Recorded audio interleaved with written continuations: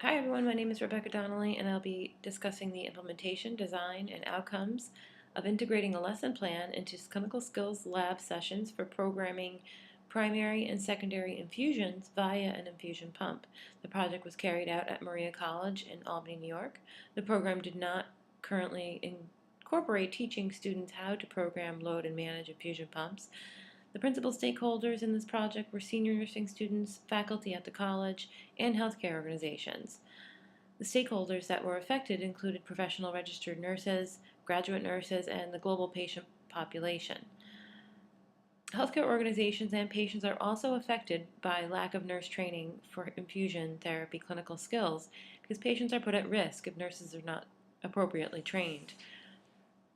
Sherwood and Nichols explained that promoting a culture of safety involves everyone that works at the healthcare facility. So, multiple intelligence theory was the theoretical framework behind this project. Sheehan, Weil, and Bloomfield conducted a study that involved 90 first-year nursing students to determine if this theory was helpful for teaching students to learn clinical skills. Multiple intelligence teaching approaches, or MITA, were discussed in this article and explained that consisted of 5 phases. These phases, 1 through 5, included question, target, expect, move, and reflect. This was based on the multiple intelligence theory that was developed by Dr. Howard Gardner in 1983. In this project, initial questions were used to initiate critical thinking before the critical skills labs were held. The questions help begin thinking and discussions related to the concept. That would be phase 1. Phase 2, target, applied to applying the learning objectives. Phase 3, expect, pertained to the tools used to guide learning and evaluation. Phase 4, related to moving students to use the multiple intelligences to learn. And then phase 5, which was evaluation or reflection to evaluate their learning that was achieved. Sheehan, Weil, and Bloomfield explain using this framework, students were more likely to understand content more deeply and increase their ability to improve critical thinking and problem solving. This theory supported the goals for nursing education by using an alternative approach to enhance critical thinking and problem solving skills, which would be essential for professional nursing today. Integration of intravenous medication administration via an infusion pump is an essential practical skill that nursing students need today. Adequate training of using an infusion pump for medication administration is not routinely covered in educational programs today, yet training is essential to reduce errors, ensure the awareness of safety features associated with the pumps, and to use a programmable infusion pump features to support safe, effective infusion therapy. In this project, clinical skills lab sessions were held for freshmen and senior nursing students enrolled in an associate's degree nursing program, and they were provided guidelines for intravenous administration of medications via an infusion pump. The participants prepared by reviewing 2 voice-over PowerPoint presentations with step-by-step instructions on how to load a primed IV set and program both primary and secondary IV bags. They had to appropriately program the rate by milliliters per hour, the volume to be infused for fluids on specific medication concentrations. When the skills labs were completed, the students were asked to complete a post-instruction evaluation to evaluate the effectiveness of the pedagogical approach. The program evaluation was developed based on the Likert scale, which is a common and useful approach to assess a program. As a leader who developed this plan to instruct student nurses on the standards of practice for infusion therapy, it was my obligation to promote leadership skills that can support their confidence to speak up against poor practices that they may see as they are working with more experienced nurses. And it'll be crucial for the students and newly graduated nurses to feel confident in their intravenous medication administration skills. The first project outcome for this project focused on using a leadership role to develop an additional learning tool for students to develop their clinical practical skills.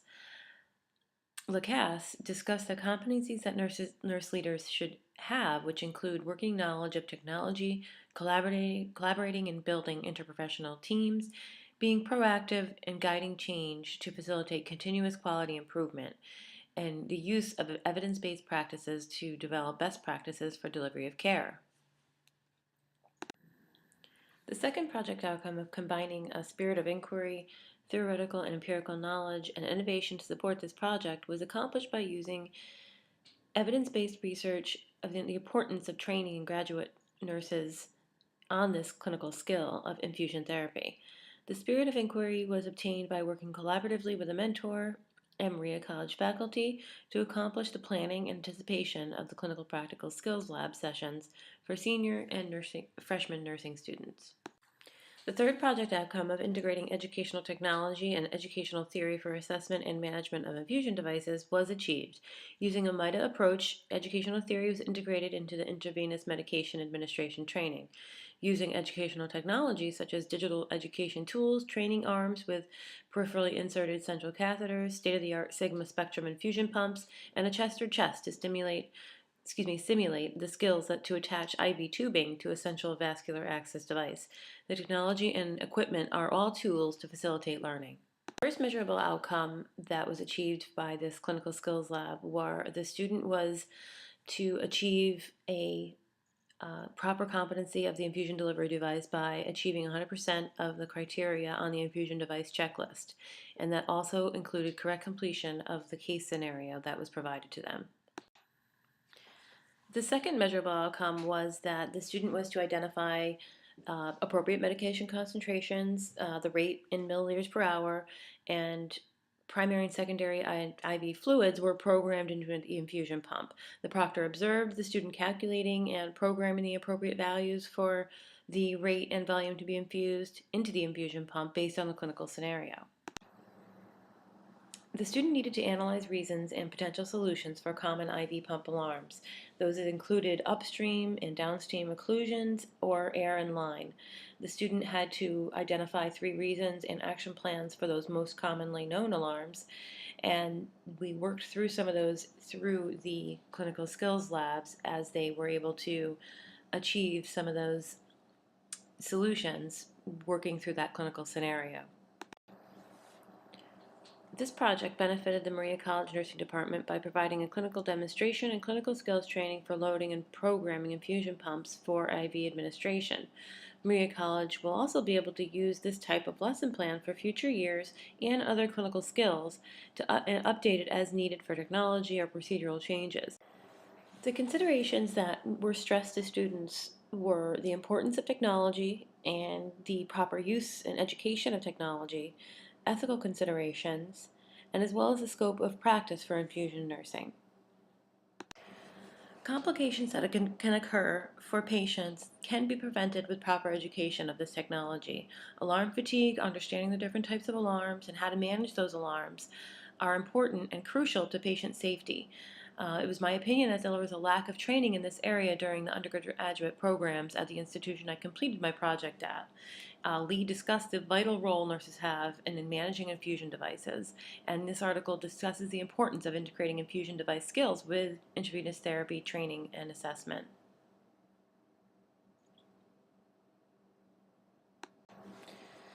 Educating nurses early on for IV therapy administration really can reduce overall costs in healthcare facilities. Nurses are at the front lines of caregiving, and infusion therapy poses a very increased risk to patients. There was a case study where a patient received a fatal dose of heparin because the nurse had programmed it at 6 milliliters per hour instead of 600 units per hour. Medical errors that should be prevented are unfortunately all too common. Nursing judgment led to an achievement of the project and student learning outcomes. We integrated pedagogy that enabled students to progressively develop knowledge, skills, clinical reasoning, and nursing judgment. Students were able to have a practice-based learning experience that would relate to real-life clinical scenarios during their clinical lab sessions. The significance of this project on the organization was to identify whether this method of providing a recorded presentation prior to the skills labs was beneficial for the students and also made better use of time and resources in the process.